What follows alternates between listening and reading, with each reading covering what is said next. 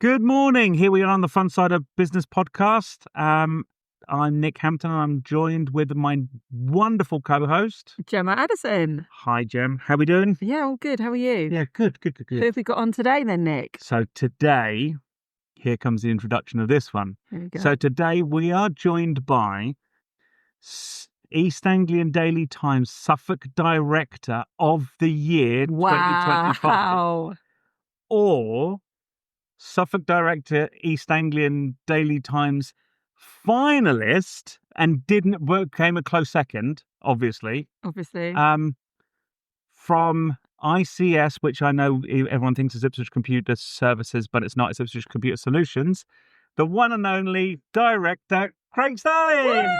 Woo! Hello. It still sounds very weird hearing you say that. Put it this way, Craig, if you're not Director of the Year, you're definitely in the top 4. That's safe to say. Yeah. We're close enough, right? Yeah. It's in the papers now. They can't take it back. They can't take it back. Yeah. It's been printed, black and white. No givesies backsies at this point. Yeah. So you either won it or you got first, second, or third place of the losers. Yeah. Perfect. Great stuff. Anyway, moving on. Moving swiftly on from that one. So here we are. So Craig is someone we really wanted to get on the show, and we wanted to get him on the show because he is someone who kind of has had a somewhat meteoric rise from 2-3 years ago. Probably no one knew him other than, we won't use the term IT geek, with the personality, obviously. Nice. But he kind of came from nowhere to now there he is.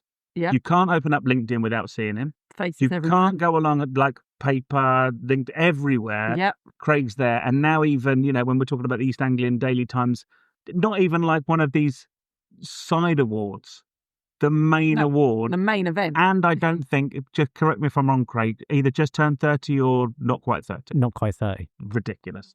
It's like the 30 under 30, isn't it? Most influential people. It's brilliant. So anyway, it's great to have him here, and this is why we really wanted to do it. So Craig, we've had other people on that have probably been more senior in terms of age than you. But in terms of where you've gone, we need to understand how you've got from... in fact, I'm going to go slightly back. At school, where did the passion for IT come from? I chose IT on as a GCSE, and I liked it, but it's school. They don't go into the real depths of everything. They cover the normal Excel, PowerPoint, all that sort of stuff.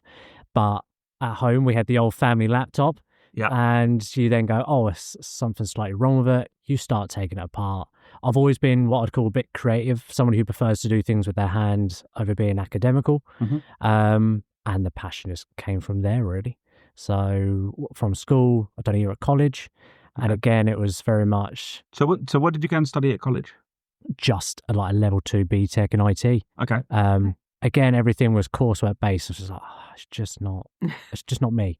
So I decided to then go into an apprenticeship. Okay. And I worked on Apple computers for 2.5 years. Oh. That was when you could actually take them apart and work on them. We're not a fan of Apple computers. Yeah.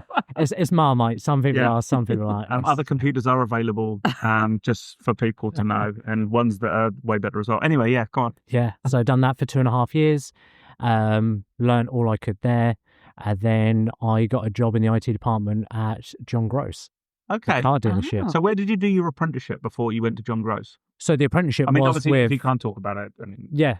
The apprenticeship was with the Apple company. Okay. So they'd done sort of recycled Apple computers. So they took old lease machines, refreshed them, sold them on, but done the coursework and everything alongside it, made it relevant to what I was doing. And then from there, kind of gone from there. Really. So John Gross, what did you do there? Because obviously you're not selling cars, right? No. So at the time, they had, 5 different sites? So that's when they had the Lowestoft, Diss, Framlingham, Woodbridge is still there, and they had Goddard Road over near White House Asda. So we were servicing all those sites. At the time, they probably had 200 plus employees at the time, and there was 3 of us managing all of that. Wow. Laptop based, all those sorts of things. So yeah, done that for 2.5 years. So was everything remote that you kind of went on, or was it just like you travel around? Travel around. We could still access remotely on the machines, but it was kind of a case like every other week would be in lower staff, making sure they're all okay. When there's that many people, you're constantly moving users around. So there was always something going on. And then kind of same as you get to a point where you feel like you've learned all you can there without position change. So I then... All right, do you hear this, by the way? Just in case you haven't known this, right? This is Craig just going, yeah, John Gross, 200 computers, completed it. I'm bored. Moved on. It's like Sheldon from Big Bang. It's like, yeah, Facebook, I was on there for 8 days, completed it and moved on. So, yeah. Okay, so you completed John Gross. Yeah, we'll go with that. All right, yeah, completed it. Okay, and then where did you go afterwards? To ICS. Okay. So at the point, at John Gross, they didn't have things like, I'll try not to do too many technical terms, but there was no, they had no domains, anything like that. You set the users up, you gave them the shares, that was it. So my knowledge going into there was completely different to what a lot of the businesses I was dealing with. And I was just sat in the middle of the room with all the guys and sat there going, oh God, these are way too, like, they're so much better than me at this. But they were so friendly. And I'd turn around in my chair, I'd pick up a job and I'm like, I've kind of taken this. I'm so glad we're talking about IT, by the way, because otherwise I've just heard that he was sitting in the middle of a room surrounded by a load of friendly men. Friendly men. Yeah, in his early 20s. Yeah, okay, fine. That was a whole new direction to go in. Yeah. Okay, so that was at ICS. But did you not have a stint somewhere else, or am I imagining? I think somewhere else. We're going to say we had. You're grinning. Look at this. The grin is there. It's like, yeah. Do you remember when I asked you at the beginning? Is there any skeletons you don't want to talk about? You're like, no, I'll talk about anything. Not this one though. Let's just say I had a month sabbatical. Okay, yeah. Where grass isn't always greener. Okay, perfect. And I phoned Tim and said, can I come? Anyway, and I haven't even moved your PC. Okay. It's here if you want to come back. And within 3 days, I was back. Maybe it was just how it was meant to be, right? Talking about then, okay. Yeah. And then from there was where the conversations happened with Tim, really. Okay. Yeah. So how did that come about? Because obviously, exactly as you said, let's try not to use your words, but you were in a room surrounded by a load of men who were very friendly towards you. That's where you started. How do you get from that point as like the new boy to then go, okay, so now you're the one that's picked out of all of them to go, you're the one to move up? I don't really know. Okay. I think he's so humble. Yeah, it's a case of I've always been. I never want to be the smartest person in a room. Okay. Because there's so much to learn. Always something to learn. Yeah. When you're not that person. Yeah. And when you literally within the first week, you're going home and thinking, I'm knackered. How am I going to keep up with these guys who have years of knowledge? Well, the only way I'm going to do that is say, pick up the job that I do not know, and hopefully somebody's going to be nice enough to turn around in their chair and go, okay, I'll show you how to do that. Yeah. I've always been a people person, so dealing with clients, stuff like that, is for me, it's the most enjoyable part of the job. Do you find it's quite rare in your industry? Because obviously, I mean, I've come from an accountancy background, so I know for well that personalities aren't really being properly distributed between the accountancy professionals. And I would imagine it's fairly similar in IT, right? Oh, 100%. Okay. It is very much that you've got some very smart IT people, but they've not got the best people skills. Yeah. And I think that's what Tim has always done so well, is he's got people who have got IT knowledge, but he picks a personality over the knowledge of IT. Yeah, the skill set, because you can teach the skill set because there's enough people in the room to teach that. Yeah. So, but it's very hard to teach somebody a personality if they haven't got one, especially at a certain age. I know exactly where Nick's going with this. So Nick's dug under the table. I've had this. He's kicking me under the table right now. And to be fair, this is where Jem and I got together. That when I first met Jem, and even, hang on, we won't talk about the liability story, right? We'll say that for another time. But when I first met Jem, I went along and said, this is someone I want to work with. I've got no idea what her skills are. I don't know if she has any. At the time, hang on a second. We know you didn't have any in IT, right? You Just just so you know, me on the street. I was working. I had to write this down because you went, oh yeah, we're talking about Excel. In case you don't know, Jem, when she started in an accountancy practice, went along and called Excel, oh, that's Word with lines on it. I'm never going to live this down. Just so you know, never going to live that Excel is Word with lines. It's the same thing. She was adding things up in a Word document. And I said, why don't you put it into a spreadsheet in Excel? And she went, that's just Word with lines. Just words with lines. Too complicated. Anyway, Nick. Sorry, back to Craig, please. Anyway, go back to Craig and not talking about Word with lines. So I'm guessing it's the case of like you've got some technical geniuses at ICS. Yeah. But in terms of front facing, customer facing, going out to, potentially generate new contracts, that's probably not where their forte is, right? No. Okay. They're very good at what they do. But I mean, this is the thing. I think that ultimately, if you went along and said, yeah, I'm going to get the best salesman, but he's going to sit in back office and deal with someone's memory crash dump problem that's happening on their computer, they're not going to have a clue what they're doing. So you're always going to have horses for courses, right? Yeah. And all the guys, they've all got their own individual personalities. And the clients that they look after, they love them. Like, we've got a few of the guys in the office that are just like, oh, where's this person? Oh, he's on holiday. Oh, all right. Well, I quite like it when he comes in, because you have a conversation with him. And that's what ICS is all about. We're IT people with personalities. So you are the face of ICS. Like, most people know you've made your mark. Well, are you still hands-on with the IT side of it? Do you still deal with... Yes. Yeah. Not as much. Okay. But yeah, I still keep contact with a lot of people. I still go out on site and do work. Okay. I wouldn't say I'm real work. Yeah, I do get my hands dirty. Yeah, I still go out and do a lot of the site work, but the conversation with Tim was always like, I'm going to take a step back from that because my goal now is to grow the profile of ICS. Yeah. But how does Tim feel? Because obviously this is the thing. It was almost like ICS. There's like a version 1 and a version 2, right? There's like a version 2.0. So version 1, so ICS was obviously there, working away in the background. I don't even know what the logo looked like before. I think you had a like expert marketeer PR company come in and redesign that for you, right? Yeah. Yeah, okay. Yeah. I mean, if you want to mention them, you can, but you don't have to. I think everyone already knows. Okay. But when that came in, but it kind of went like ICS was, they're obviously working behind the scenes, but no one really knew them. And then version 2.0 comes out and suddenly like Craig's here almost like this brand new business. And I thought you were ICS until like Tim wheels out like on event number 3, event number 4, where he's allowed out from wherever he hides behind his desk to kind of come out and very meekly go, yeah, hi, I'm Tim, and I work with Craig. And it's almost like, yeah, oh, you've hired Tim then, obviously, he's just, no, it's, yeah, but I mean, that's such a massive change from what you've done. Yeah. So you must feel like super, super proud of figureheading that, right? Oh, 100%. And it's, even though you've only seen since lovely Helen's been doing a lot of stuff for us, we've only probably seen 8 months worth of work. But 2 years before that, when Tim and I were having a chat, and at this point I never knew what his plan was for me, but I came back after having that sabbatical. Yeah, that's it. And he was like, oh, I'm seeing a business coach to just see what I can do with the business. How about you come along to that? So I done a whole year doing that sort of stuff, learn a bit more business knowledge. Can I ask a question about that? Yeah. Do you want to mention who that was? Oh yeah. Okay. We went to an action coach. Okay. David Betts. Okay. Lovely bloke, really knowledgeable.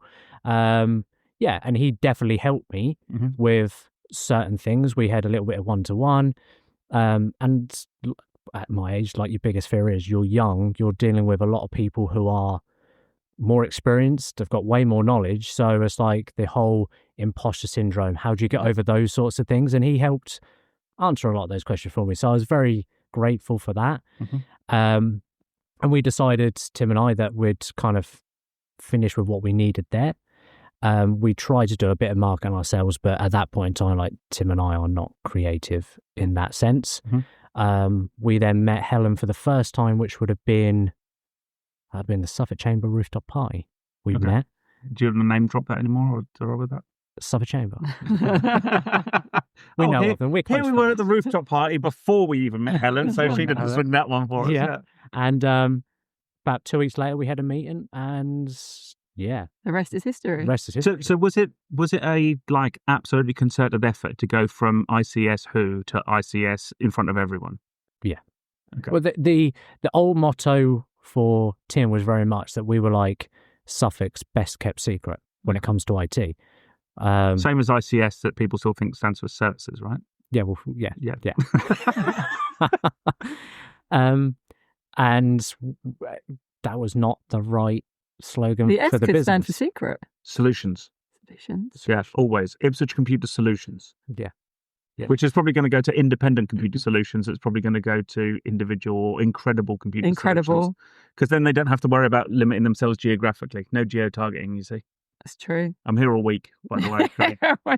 Best hype man ever. That's it, any yeah. network and everything. So, so, I mean, how, like, when you and Tim look back and reflect on it, is this kind of like we expected this? Or is it way more than you ever would have expected? Way more than we expected. Mm-hmm.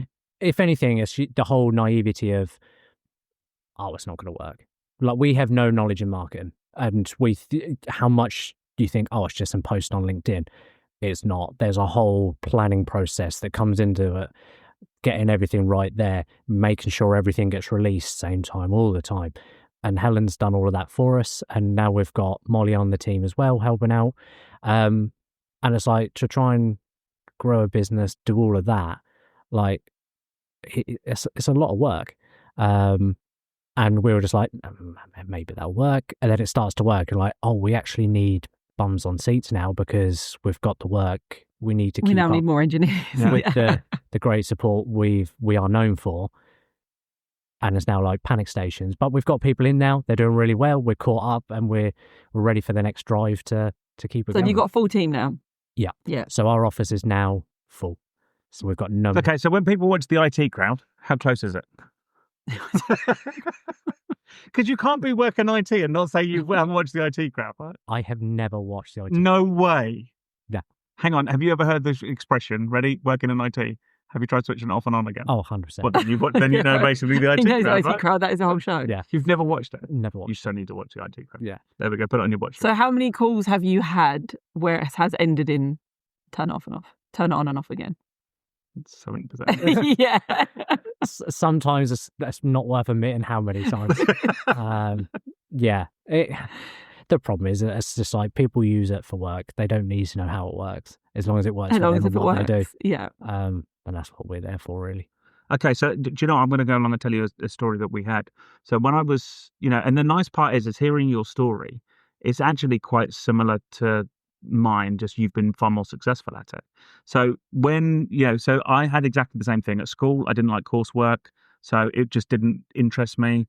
I went off to do A-levels and went, don't want to do that. It's dull, and went to an apprenticeship, and because I wanted to learn on the job. And I remember, because I went into my first ever apprenticeship and blanked, because, 16, 17, you just go, yeah, of course I can do everything, obviously, because you think you can until you realise, I can't do any of this. And I had a client who rang up and said, oh, yeah, we're having a real problem with our payroll system. We need to run the payroll today. You need to get here, because it was on Sage Payroll. And so I said to my boss, I said, look, they're over there. He said, tell them it's 300 quid and you'll go today. You'll drop everything and go. So I said, look, okay, we could do this, but we're going to have to park this job. Had to charge us money. And they went, yeah, fine. Whatever it is, don't care. Just get here as quick as you can. So I said, yeah, they've agreed to it. He went, yeah, happy days. Go. Somebody's paying like 30 quid a week to or whatever on a apprenticeship. Yeah, 400 quid. This pays my wages for the next 4 months. So I go over there and they went, yeah, every time we're trying to do this, look, the screen keeps flickering and flickering and flickering. Yeah, I went and switched number lock on for them because they were hitting page up, page down and flicking between screens. So so they paid £400 for me to go and switch number lock on for them. You must have similar things to people where they just start panicking and going, yeah, it's the simplest fix in the world. We've driven across Suffolk because something won't turn on and realise the power cable has come loose, even though you've told them, no, can you please check? They've said they've checked it. And we've driven there and we've gone, click. And it then comes up in there, you see in their faces just like drop like, oh no, what have I done? Yeah. We have had that.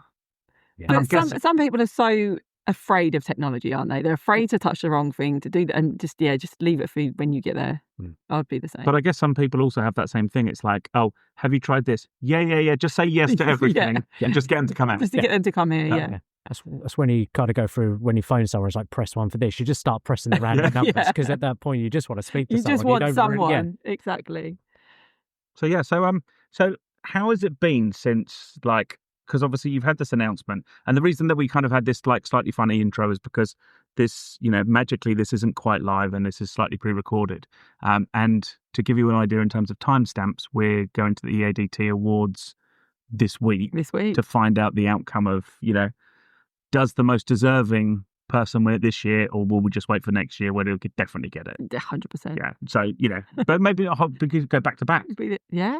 Or back to Could win back it to back. two Or years in a row. maybe he might just monopolise it for the next couple of years. Probably. They'll just call it the Starling Award after a while, right? Starling Award. There won't be the EADT Suffolk Business Director of the Could Year. you It'll just be trademark that? the Starling Award. Starling Who is Award. entitled to this one? I'll have my own category in about 10 years. Easy. So how's it been, like, going from, and as you said, you have imposter syndrome. You're then going to get nominated for this thing. Then you get told, yeah, okay, you're now being considered. And then you get shortlisted. How's that been in terms of in your head, and from imposter syndrome to this? I still don't think it's actually set in what's actually happened. Okay. Because at the end of the day, I'm 29.